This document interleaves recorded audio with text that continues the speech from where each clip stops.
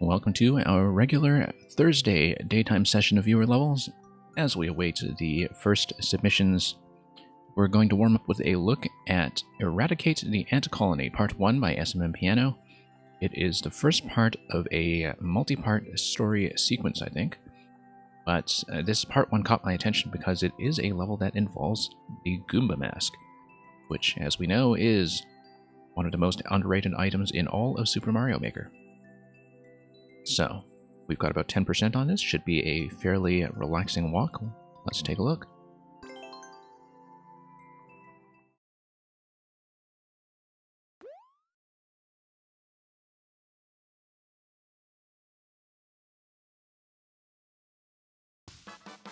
Okay, a Goomba Mask and a Thwomp Gate, just to make absolutely sure that you don't decide to skip it. And, of course, the Goomba Icicle interaction that we know so well. And that must be the ant colony down below. So, here's checkpoint number 1 already, and what looks to be probably a multi-checkpoint setup, depending on how things decide to pop back in. And yeah, it is a repeatable checkpoint that's going to come out from this side and have the safety coin located under those clouds to the right. Not the safety coin, rather, but rather the coin that pops out when you exit that locked warp block. So, let's take a look at door number 1. And yeah, it looks like a series of fairly gentle wall jumps just to get things moving. Not much room, whoops, up above to sneak around there. I'm probably dead without the Goomba head, given the way the thwomps are set up, but we'll find out in just a moment. It may be that it is vulnerable to losing the head, but we'll see. It tries to snipe you a bit. And yeah, there we go. So maybe making it through an unintended way, but we'll see if it eventually gates you somehow. This guy's going to come down, sneak around. It's going to open up something on the right side. Now, is that Thwomp coming back upstairs? Hard to tell. And hello, both Broken Dice and Santa Rosa. Welcome to today's stream.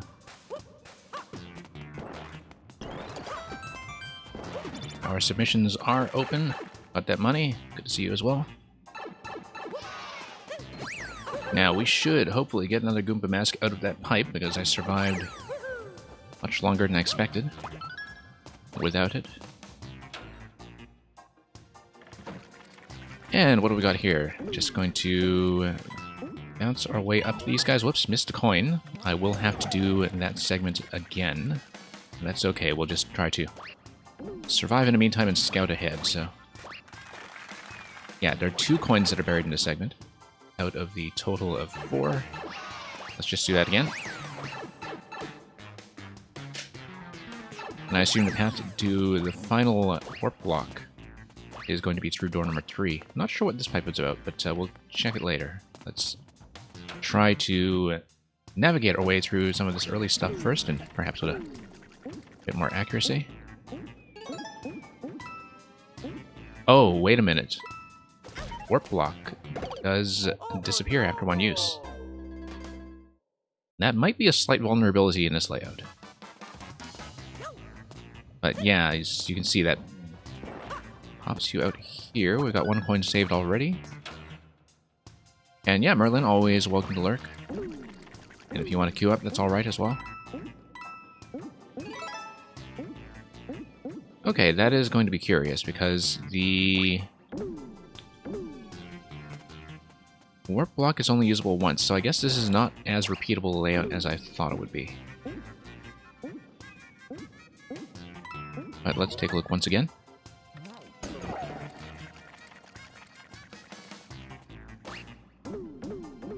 And I guess I'll probably have to go up and around. Whoops, that's a mistake. Oh, I see. Something else will take me through that door, and Yeah, I guess something else will enter through that door, and then I have to escape through the same passage here. Okay, so that's the intended design. So it's kind of a shared exit for those two segments, which we'll see how well that works. It's a bit of a weird warp block placement now that I think about it, but it does preview what's going to happen later in the level, I think. Okay. I mean, I am supposed to be wearing a hat at this point, so it's kind of interesting that the level is still playable without it. Aeolian? Yeah, everybody do feel free to join the queue. It is empty right now, and so we just started up, and Aeolian will be number 1. And yeah, Aeolian, I assume that it's going to be a continuation of your Super World, which we haven't looked at in some time. I was fairly far along the last time you submitted it over here, so yeah, we can continue that, assuming that it hasn't just been wiped and replaced. But I believe I did see it on my Super World continuation list, so.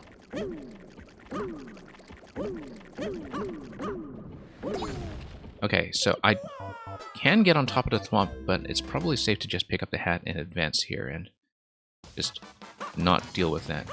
So when you respawn, you get back, grab the Goomba, and continue.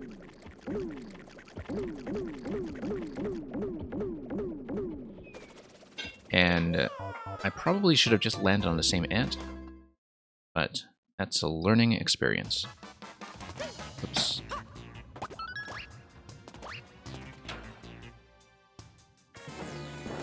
Okay. And that's why we do a warm-up. Just make sure I can get very basic jumps in order, before people start hitting me with things that are much more demanding.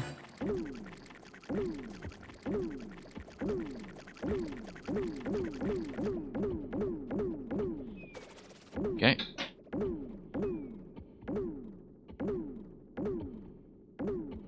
Okay. Fairly straightforward. It's the same idea repeated. With a Thwomp check up top, and then here's a Thwomp check that's kind of important because it would nuke the ants. Unless you let it down early and then you just decided to, you know, double back to the right and then back to the left. And let the Thwomp drop into the abyss. So yeah, it's kind of interesting that a lot of these rooms are set up... Actually, all of these rooms are set up implicitly to require the Goomba hat, but none of them strictly require. There are ways to play around. I think pretty much everything here. There's not really much of a hard check, at least not so far. Looks like this will be kind of a damage check where I am required to peel off the hat and go through the door. Interesting how I've been locked in here. So that's a Goomba check, but only a Goomba check in the sense of a damage check. Okay, let's Hom some Hom. And maybe not do that. And Pom Pom just decided to get hit by an icicle. Okay, fine by me.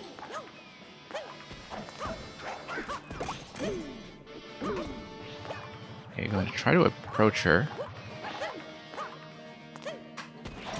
Once again, going to use the icicle method, grab the coin, and pop through. So yeah, Merlin, thank you for your code as well. Let's pop through here.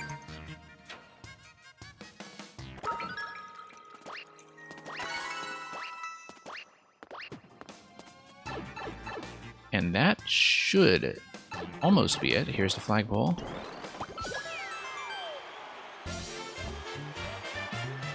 And I believe that is a story continuation pipe, but we will have to do part 2 some other day.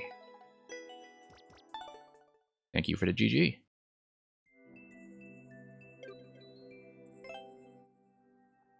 Okay, let's get through the queue.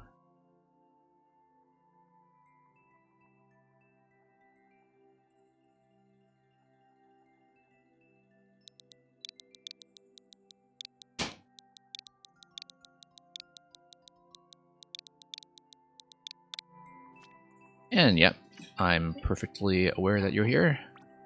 And yeah, we have the balloon here, marking my progress. I think I was through about 3 worlds last time. For anybody who is new or unfamiliar with this, we'll continue levels in a string inside a world as long as we're still kind of under 15 minutes from the original submission, and I usually try to complete 1 world at a time. So, let's do that.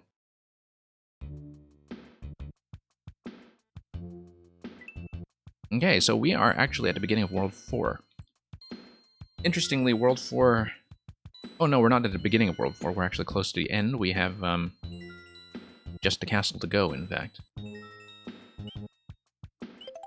So, let's fill out the bank a little bit. Not that our 52 lives are going to be really particularly starved.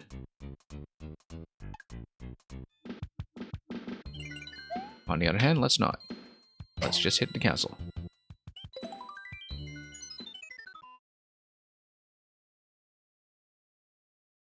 So yeah, it has been a bit of time since we came back to this. Ludwig's Feudal Fortress. Interesting.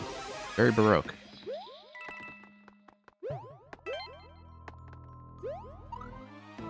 Yeah, kind of interesting to see if it will have something like a feudal structure to it. I see this, and I go up. And I see what's going on now, that you have multiple paths and moreover a bit of a repetition, like it's kind of in a round. So I see what the concept is. Except that I do need to get down to the lower level in order to grab that next coin there. Oh, a little bit sniped by that spot. And I do see that there are 3 doors that allow you to come back and repeat the sequence in order to grab the coins that you missed the first time around. So I think it makes sense to start at the lower level and wrap back around.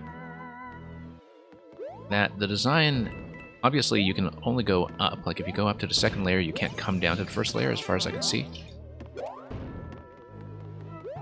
So the idea would be you have this kind of quasi-repetition, hence why it's a feudal fortress.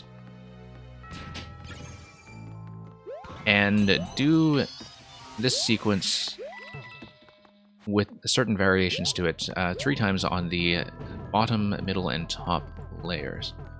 And that's how you get all of the coins required. That's my understanding of it.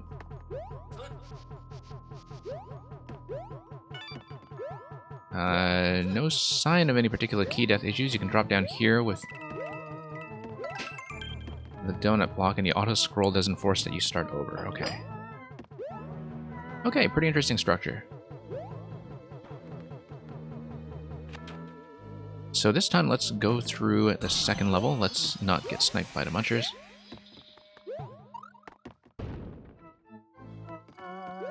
Yeah, once again, you'll see slight variation here with this becoming the ice blocks. On the upper layer, this segment uses red blocks.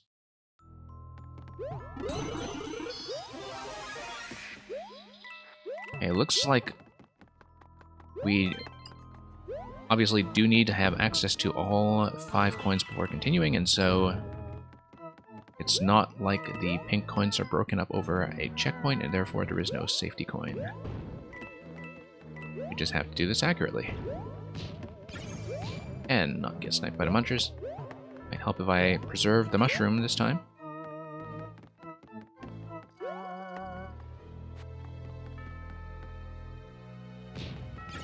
And yeah, just need to stand back. It's kind of interesting that some of the blasters do kind of forewarn you that all the munchers stacks are going to work in much the same way.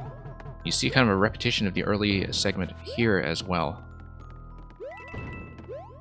So yeah.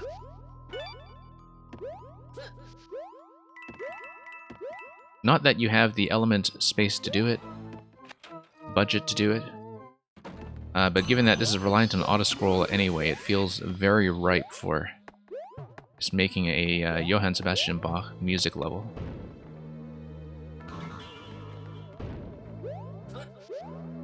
Again, not that you really have a space to work with since you are using both the bottom and top layers here.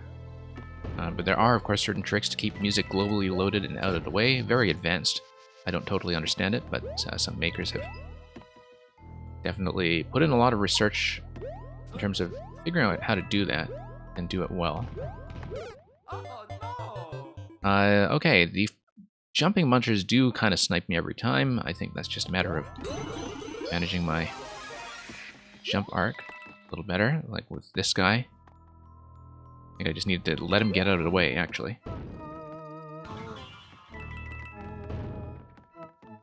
And, whoops.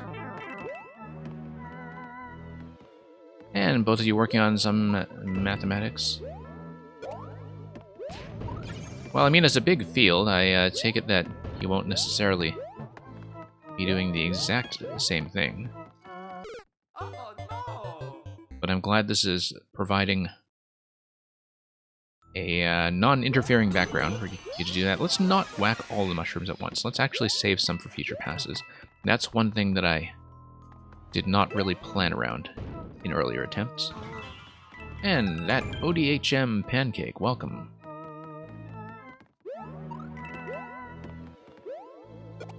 And Gorkowski, welcome as well.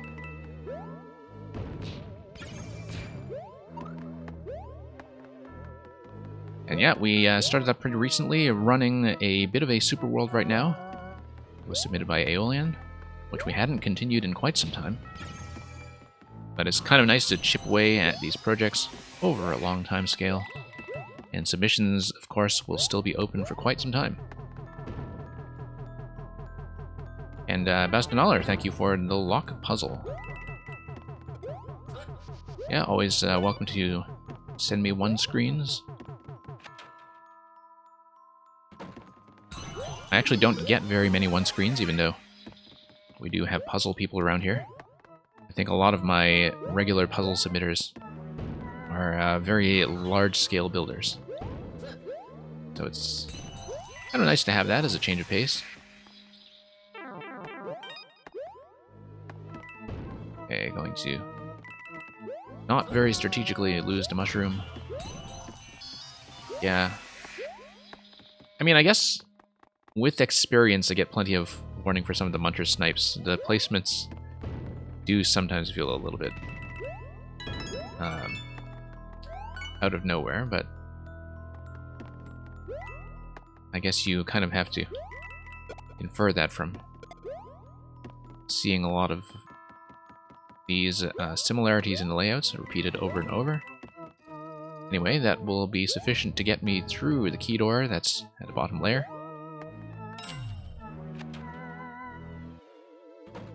And ODHM Pancake also making a super world, great. Yeah, I do worlds here for sure. Like, I don't do them all in one chunk at a time, but I kind of continue as long as we're kind of within 15 minutes of the initial level. Usually. It depends on the structure of the super world, of course, and what's going on with it. And primarily levels you've already uploaded? Yeah, I think early on that was definitely the case, since a lot of people had sort of implicitly built worlds in the first place before the super world system existed. Kind of strange that you don't have the scroll lock here, but it might have to do with something that you built up top. I'm not sure.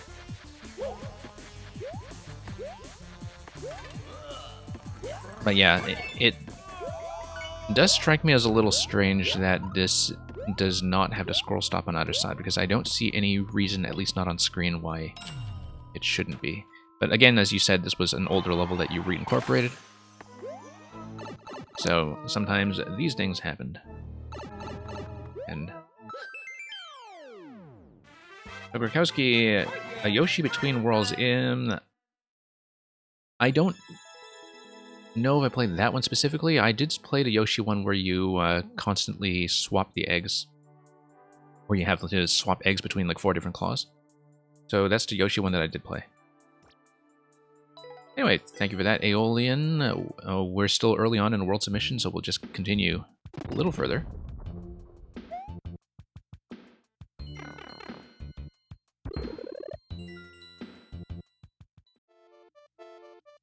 Yeah, we'll have time for probably 1 or 2 more from this set at the pace we're going. And yeah, we're halfway through. It's been a long-term effort, but in some sense, that's what Super Worlds are for. Although it's kind of been interesting to see people get more and more use out of the Super World format in some interesting ways as it has settled in, and as people have had a chance to design levels with it in mind. Okay, I can spin jump out of this. This is a bit of a weird spot to be in, though. But the arrow tells me I'm allowed to go down, so... Poison level is going to look pretty threatening, though, so... That's probably why I didn't consider that earlier. But now we will. And, oh, yeah, I see there's a big coin spot on the left. Like a 10, 30, or 50. We can go for that. Why not? 30 coin. And we'll come back up to the top layer. As long as I have pretty decent visualization of where the top layer is supposed to be, I think I should be safe. So let's just let the poison come up for one more cycle. And then I'll go down and to the right.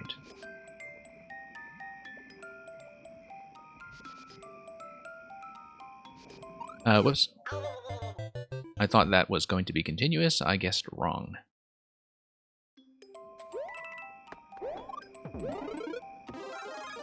And yeah, I can definitely tell the effort that's been put into making the green mushroom platforms and the vines kind of blend into the local foliage.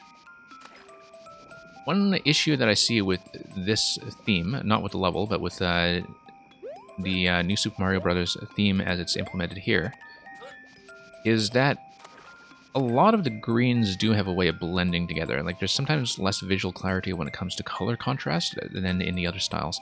It's kind of true in the reds as well, if you've ever tried to build a lava level in New Soup. That, you know, sometimes the whole thing just has a way of blending together. And so that's always a little bit of a risk when you have lots of green in a style like this, but I think you make do here and try to make it a slightly disgusting jungle anyway.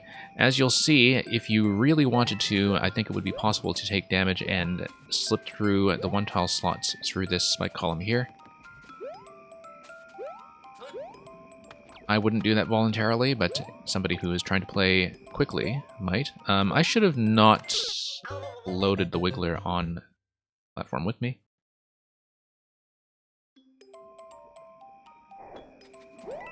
Yeah. Oops. That ODHM pancake, I know that a lot of people who are veterans of Maker 1 on Wii U, if that's what you're talking about, actually miss some of the decorative flexibility that you had in that game that you don't have in this game. Specifically, with two major changes. One of them being that you can no longer stack up to 5 pipes on top of each other in Maker 2. You just can't stack them at all. And that was heavily used for decoration in Maker 1. The other thing being that the semi-solid stacking logic has completely changed. Like, you would have a lot of flexibility in Maker 1 when it came to how you just wanted things to stack on top of each other and overlap, which was used for some fairly creative visual designs. And now that's no longer possible because the overlaps between things like mushroom platforms and semi-solids in this game follow an extremely consistent rule that isn't really flexible. Okay, this is a problem. Such that even if you try to manipulate semi-solids in the editor up to the maximum stack of 5, when you save the file, it's always saved based on the position of where the semi-solids are layered, and when the game reads that position, when you load in a level, the level will always load in according to the only semi-solid stacking order that the game is able to permit. So one of the makers that I've known since Maker 1, Ragnarok X, who made the Yoshi egg level in 4YMM, like, he gripes about this thing a lot because he had a whole series of Maker 1 levels that were based on optical illusions using semi-solid stacks. And a lot of those ideas actually just completely broke in Maker 2. Like, they just don't work at all.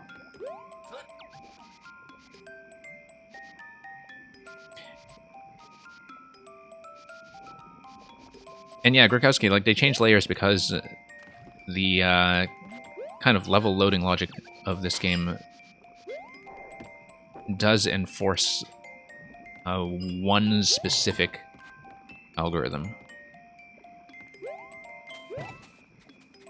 So basically, the way the save files in the course mod work, they save the position of the element and not the stacking order.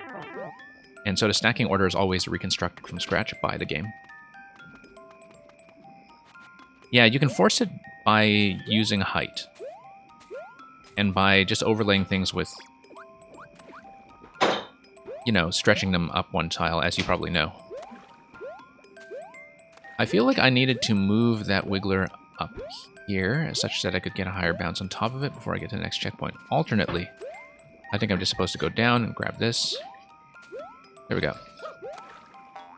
Checkpoint. Kind of interesting that you have a couple of doors for me to go through, even though I already have the key. Although, okay, I guess I am gated by the seesaw. So, I see. So it's power-up choice. Let's do Red Yoshi, because he doesn't come up very often. Gooby B, thank you for the submission of 3-3 Swampland Castle, and we had to drop Yoshi anyway. Never mind. Never mind. Yoshi will just die. Oh, I see. I had to go through the pipe to the left.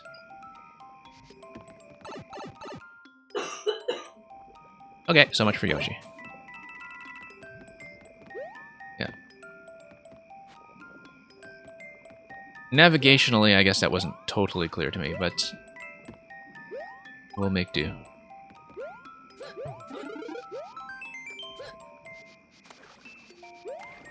Whoa, okay. Here you can see, of course, that as soon as objects touch the poison, you no longer collide with them, you can no longer jump on them. That's what happened with that Goombrat over there. Yeah, let's take Red Yoshi once again, just to do him justice. Yeah, I guess the tendency when I drop in like that is that I'm thinking, oh my goodness, the poison's going to come up right away. Let's do something about that. And that leads to issues.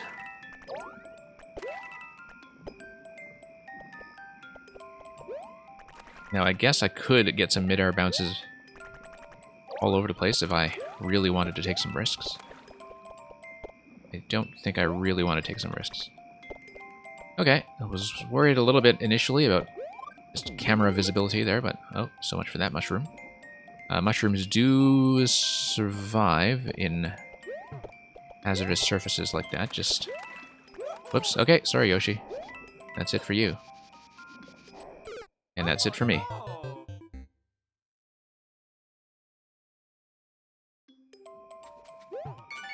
Well, nice thing about this level is that it does give you a bit of choice when it comes to what you want to do. And when you respawn, so that's kind of neat. I don't see that very often. A power-up choice on respawn if you just want to do something with a different strategy. And each of them does have its drawbacks. When you have either of the Yoshis, of course, you cannot climb on the vines. When you have the propeller suit, you cannot land on the same surfaces. This is a limitation with the propeller that really makes it a struggle to design around often, because with the propeller suit, you cannot spin jump on enemies, and therefore you cannot land safely on them the way you can with Yoshi or with a regular spin jump. And so each one of these choices does have a slight downside. Green Yoshi doesn't have too much of a downside, but again, you can't climb when you were riding. Yeah, I guess the only thing about this segment here is that I am very much at mercy of the camera position. That much of the time, if I'm staying up high, which is what I want to do, I cannot actually see where the lava level is going or whether I have a safe landing point. And that's the main thing that I'm kind of working around when playing this one. Okay, let's hit that accurately for a change. I do know this is a safe location, so we'll just take it.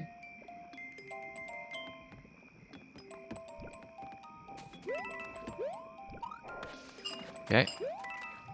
That was appropriately stylish. And you got POWs here. Oh, whoops. Ah, 2 POWs. Yeah, I should have read that accurately. I just went straight for it. And thinking that I could use the damaged state as Small Mario to get into that one tile gap over lower stack of munchers. Let's go propeller again.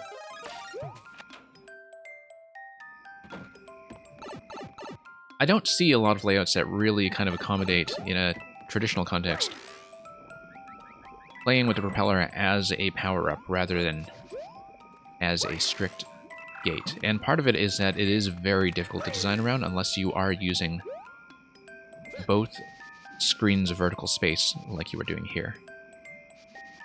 And really giving the player a lot of room to play with.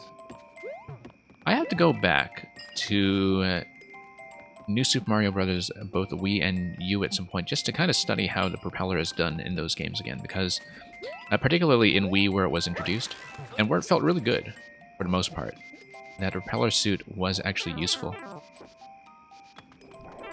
I find in a Mario Maker context that often it is a very difficult power-up to use well, which is, I think, one of the things that made the Acorn suit such a welcome addition when this was patched back in April.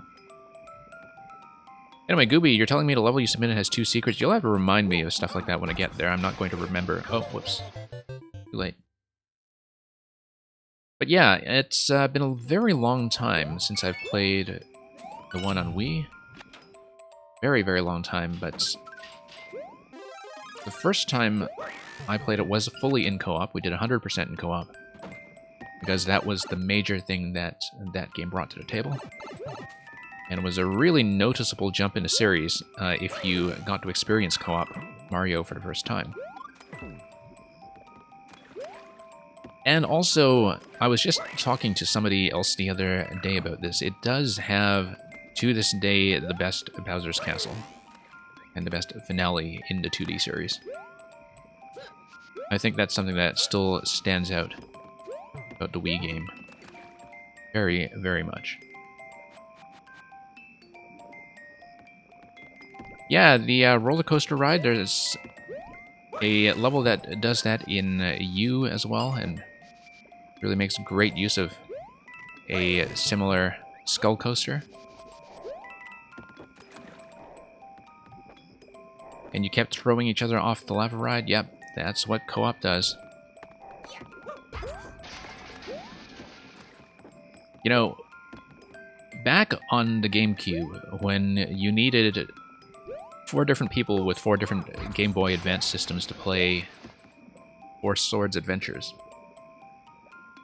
I did have a family member who had a 4 Swords Adventures party, and I think their party of 4 spent upwards of an hour in the same room, just picking each other up and throwing each other into pits instead of actually progressing in the game. And that's what a co-op party is, and Nintendo knows exactly what they are doing.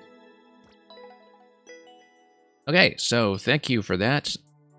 We are past the initial 15 minutes from the submission. So at this point, I am going to exit this world, but of course, as you know, Aeolian, you are always welcome to resubmit for a continuation if you are able to stay. So let me just clear that from the queue quickly.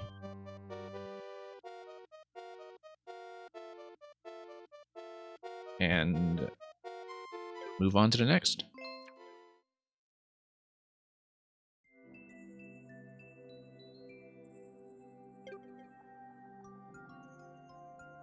Okay, I don't believe we have any active subs in queue right now, so we'll just go straight to next one down the list, which will be Merlin.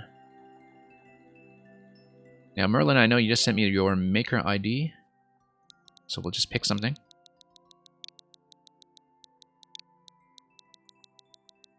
And hopefully pick something that we have not seen an earlier version of already, although I know you've done a lot of revisions in preparation for a super world of your own. Gooby, yeah, we get a lot of Dutch makers here. So yeah, this is the one I looked at last time, Crimson Lagoon Reef. I know it's the new version. I don't think I actually looked at some of the previous ones in World 5, so I'll just kind of do this in reverse order. I'm sure we'll do the full world when you are satisfied with it. So why don't we see 5-2 Hammer Bros Cliffs. Climb and jump over these dangerously Bros Cliffs.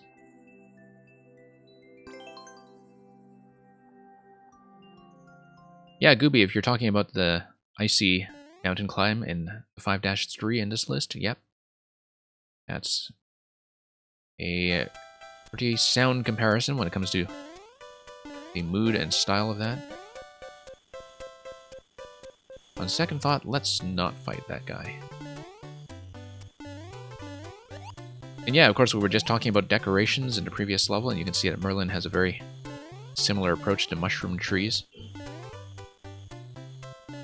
Now, I probably can loop around the top side here. I don't know why I would want to, but... Oh, I see, because I can get across the upper level. Let's see if I would want a trampoline for anything up here. Okay. Just gotta be a little bit cautious.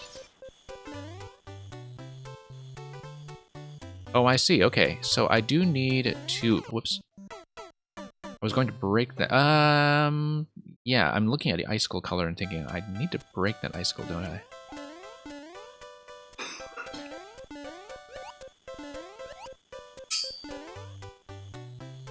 But I'll see about doing that. This is a slide. Oh, let's take a different path. Always very satisfying to use the sliding state on an upslope. Okay, let's try to slip in here once more. And hey, program. Welcome back.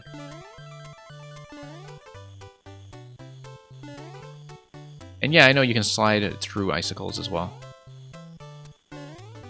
I've done that in many levels. Often not in something that's more of a traditional style, though. Don't see it so often there, but it does work. And of course, I know that this whole thing is an ice world.